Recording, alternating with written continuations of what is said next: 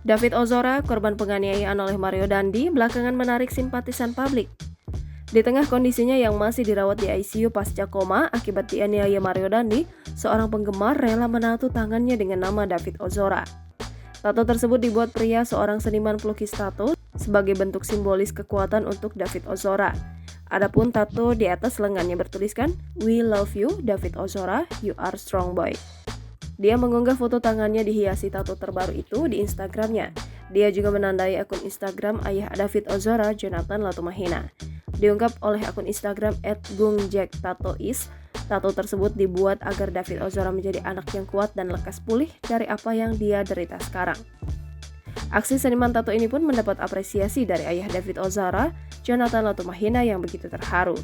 Ayah David Ozora sama sekali tidak mengenal siapa Gung Jack dan sangat terkejut dengan keputusan menato tangan khusus untuk David Ozora. Postingan itu pun diunggah dalam Instagram Story Jonathan tidur berjalan pada Rabu 12 April 2023. Selain itu, Jonathan juga kembali mengucapkan terima kasih dan merasa tak pantas dengan penghormatan tersebut. Postingan di Instagram tersebut pun dibanjiri komentar netizen yang ikut terharu dan sangat segan dengan tindak Gung Jack. Selama itu pula, David Ozora mendapat banjir simpati dan kasih sayang dari banyak kalangan. Sementara kini, Jonathan Latumahina ungkap kondisi David masih lupa ingatan pasca alami koma penganiayaan Mario Dandi. Meski kondisi David sudah membaik, namun ternyata David belum mengenali sosok ayahnya, Jonathan Latumahina. Jangan lupa subscribe, share, komen, dan like ya!